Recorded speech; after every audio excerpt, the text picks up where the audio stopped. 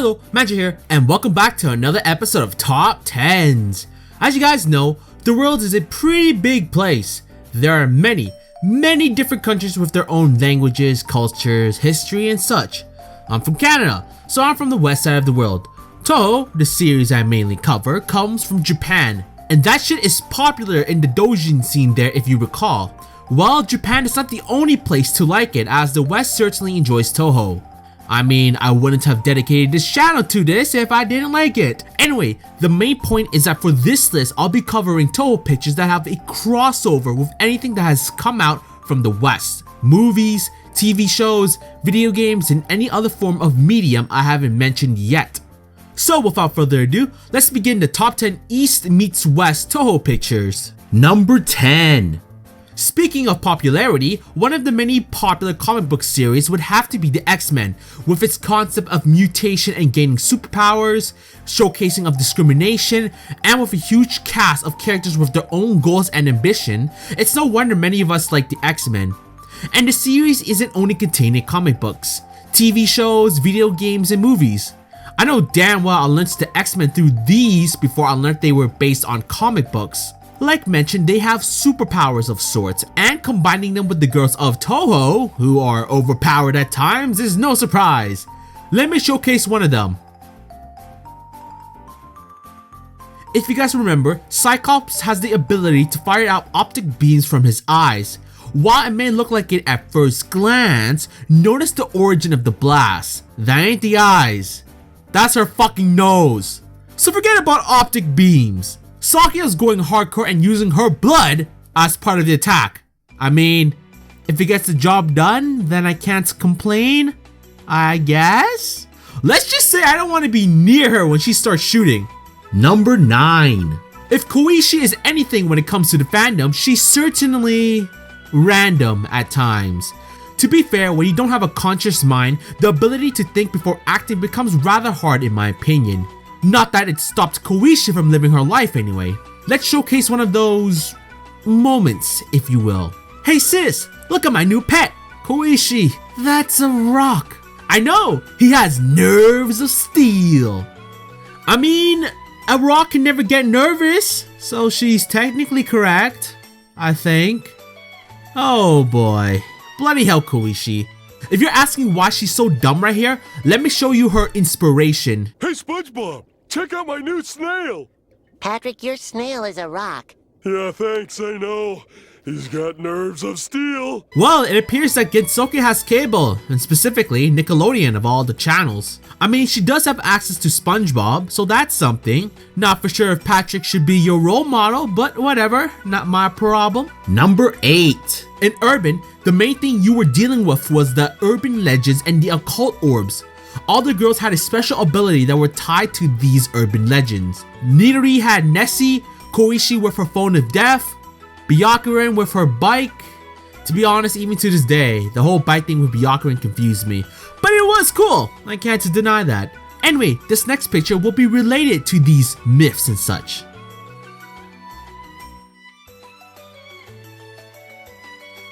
Well, that's a meaning I never want to encounter. But anyway, I mentioned some time ago that Ichiran's urban legend dealt with hasshaku-sama, which is Japan's female Slenderman if I recall. So having the Japanese Slenderman meet with Slenderman was bound to happen. I mean, there are fan arts based on this, so yeah! This crossover was a ticking time bomb, for better or worse. Number 7. As you guys know, the Kappa love cucumbers. Really love cucumbers. I mean, Forbidden Scrollery had a chapter dedicated to the Kappas, and from there we learned that they had a Yoma book created specifically for the purpose of making cucumber dish. Now if that ain't love, then I don't know what the fuck that is. Anyway, let's showcase another picture involving a cucumber. This picture is much more tamer compared to the last list involving Nidori. At least she didn't have to build a contraption to get the vegetable. For those who are curious about what this is referring to, it's the Nevermind album from Nirvana. I gotta say, that's one dedicated photographer to recreate the shot like that. I wonder if it was Aya. Number 6. When it comes to scaring or surprising people, The first person you think of is Kogasa. Although we may think of her, we all know that she isn't exactly the most successful when it comes to it, which is unfortunate because her entire existence is based on it. Why do I feel like you drew the short end of the stick? It seems that due to her lack of success, she's been getting some tutor for it. I gotta admit, Kogasa's teachers do know what they're doing. But the question is if Mike and Sully's training will be enough. I mean, Kogasa is lacking when it comes to a fearful appearance, but hopefully the tutoring/training turns out well. Number 5. What are you guys' fear? Mine is the thought of my computer not working. Having to wait for it to get fixed while using a weaker computer really sucks. Especially when the backup computer can't use dual monitors. You have no idea how much faster it is to make videos with 2 monitors. Anyway, now that you know my fear, let me show you these girls' fear. It appears that the girls are afraid of the mouse. And is even more intense when you realize both a god and divine spirit are fearful of Mickey. Not Sanae though, she loves that shit. While I'm not saying being scared of Mickey is stupid, I just want to know why. Why in the bloody hell are these girls fleeing away from it? I feel like we're missing something here. Did Mickey come to Kinsokyo and beat the shit out of them? Is that why they're terrified of Disney's mascot? If that's so, then holy shit, Mickey Mouse has gained some respect for me. Number 4. For this next picture, it's best I do a cool preview before it's shown. Don't fall 3 stories, get up and run away. You do, if you've got something to hide.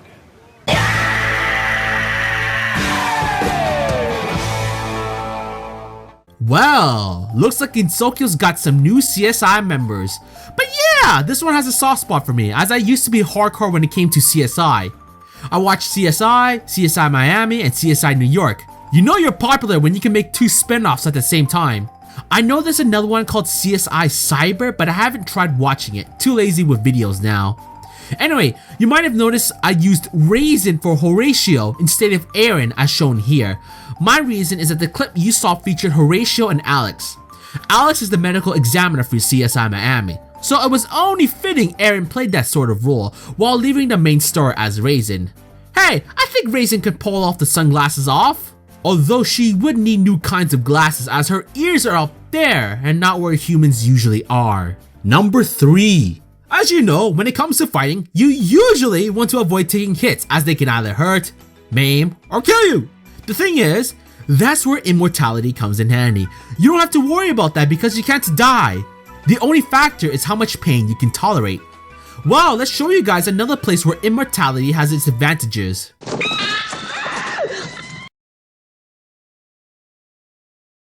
I'm conflicted about this picture. On one hand, I find it humorous as both Kaguya and the chestburster are shocked at Moku giving the A-OK. On the other hand, I'm fucking terrified. The aliens, aka the xenomorph, take the biological DNA of the host they're in and mixes it with their own. So does that potentially make this one an immortal? If so, then Gensokyo will be fucked. Or Yukari could just gap it somewhere else. That works too. Number 2. If you recall about Seija, she's not exactly the kindest of people. Not the type of person to make friends. I mean, she did attract a shit ton of people trying to capture an impossible spell card. So that's how infamous she is. Regardless of everything that's happened, she does have her soft spots, however. You might find this picture strangely familiar. That's because I covered something similar to it back in my heartwarming list and it involved Oku. And this picture was the number 1 for it. I explained my reasons for that, so I'm a sucker for pictures relating to the episode. The difference here is that Seija's not dedicating to a dear person, but rather, a hammer. You are so close to looking like a kind-hearted person. So close, but so far. At least she's honest about this one, so that's something. Number 1. Being a YouTuber can be tough. Working on videos every day, especially after work, can be tiring. But knowing you guys enjoy them is definitely worth it. But before I became a content creator, I was just your everyday guy watching a bunch of videos. Luckily, I'm able to feature one of my all-time favorite channels. I can't believe it! In my own house! It's Futo! Mono no Bei no fucking Futo! Futo, you deserve that punch. I don't know why, but if the nerd is punching you, that means you had to have done something to deserve it. Let me showcase to you where the picture is based out of. Oh my god, it's Bugs Bunny! I can't believe it, in my own house, it's Bugs Bunny! Bugs fucking Bunny! Ouch! What does Futo and Bugs Bunny have in common? They got punched by the nerd! Does that count? Anyway, a picture of Touhou that had the nerd in it. You know I had to feature it somewhere, and number 1 isn't a bad place to put it. But yeah, hopefully you guys enjoyed this episode. Which pictures were your favorite? Do you think KOISHI will get better at scaring people with her new teachers? Do you think Raisin could pull off the one-liners as well as Horatio can? Or is the idea of an immortal xenomorph horrifying to you as it is to me? If you guys enjoyed this episode, please give it a like and subscribe, or else the nerd is gonna punch me. And I'm honestly conflicted whether I want that or not. Shit! Now I feel like Tenshi, and that can't be a good thing. Either way, this is Magi, and thanks again for watching.